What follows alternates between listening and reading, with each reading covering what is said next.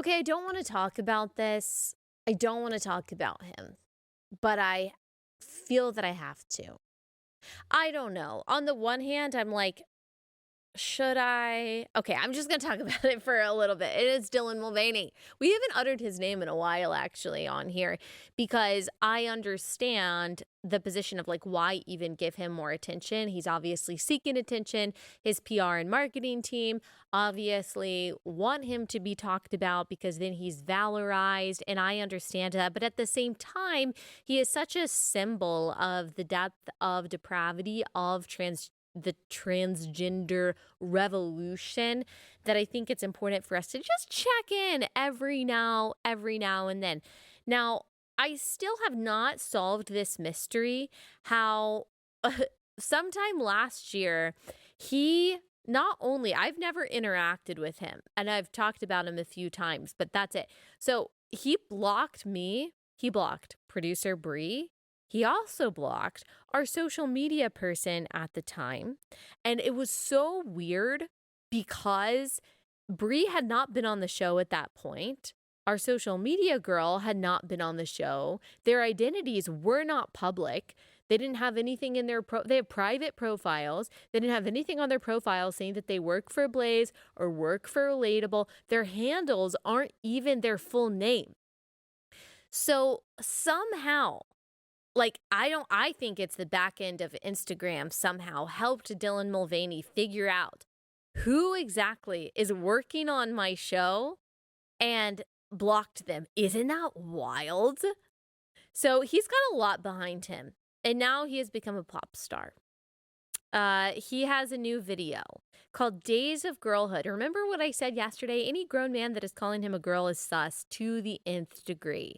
And also, he just recently did this comedy bit where he was like, oh, conservative women are sad that their kids are calling me mother in my Instagram comments. Okay, if you're a grown man who wants to be called mother by children, you have serious issues. That's like all the red flags, every single red flag raised.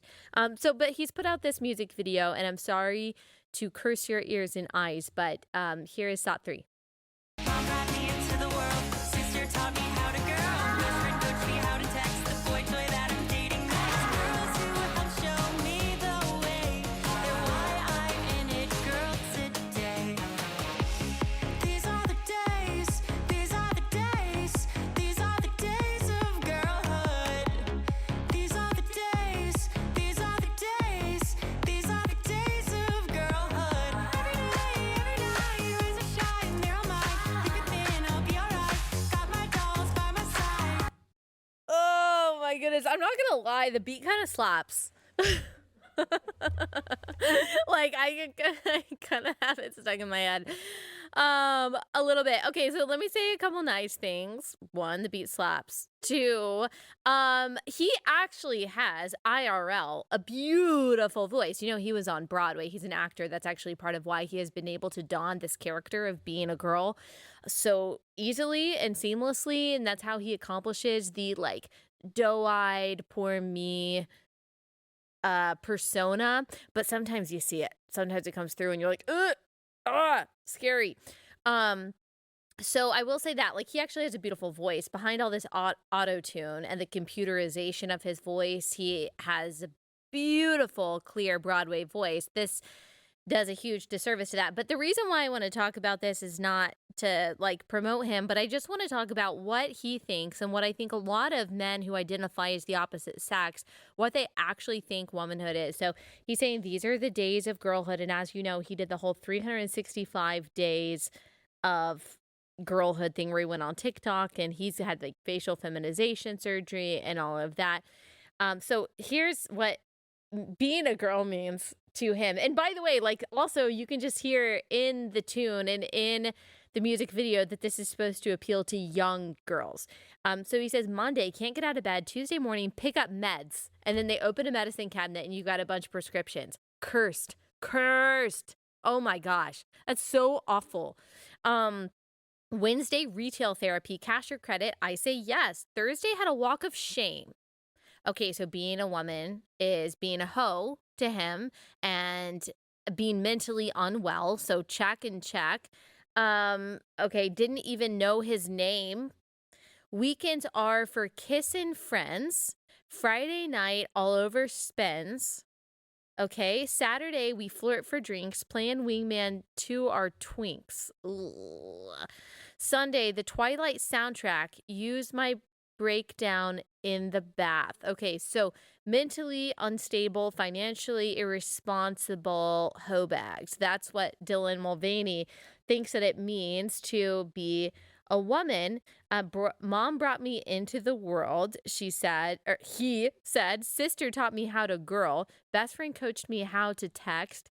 The boy toy that I'm dating next. Girls do all. Show me the way. They're why I am a girl today. So that's what Dylan Mulvaney, someone who I think probably hates women and thinks of women just in very honestly misogynistic terms, that's what he thinks of femininity. That's what he thinks it means to be a female. Of course, he will never ever be a woman. He will never ever be a girl. He has not experienced girlhood. He does not know what it's like to grow up as a girl. He grew up as a boy and he grew into a man and he still is a man. And God had made him that way, and that is good. He is made in the image of God. He matters. He has value. And I want him to know that about himself. I'm also very concerned that he very much looks like he has an eating disorder. And I don't say that lightly. I don't know if I've ever even said that, but that is something that is on display that I'm genuinely concerned about. I'm concerned about what's going on behind the scenes. It's obvious. Look, it's obvious in this music video that he is very masculine and that he is a man. And that is something to embrace that can never change. No matter what surgeries you go through, no matter what hormones you have, you will always be a man, and that is good. It is good to be a man. I know society sometimes tells us differently, but it is good to be a man. And so I want him to embrace that about himself, to embrace the fact that he has been made in the image of God, to embrace the fact that Christ died for him, that he can be made alive by grace through faith in Christ. Like, that gospel is accessible to him. He matters just as much as everyone else. And him not only flaunting this degeneracy himself as a way to make himself feel better about the choices that he's made, but also promoting that to other people, to children, that is a dark, dark sign of the times. And I just pray for God's mercy. I really, really do. So let's keep praying for Mr. Dylan Mulvaney.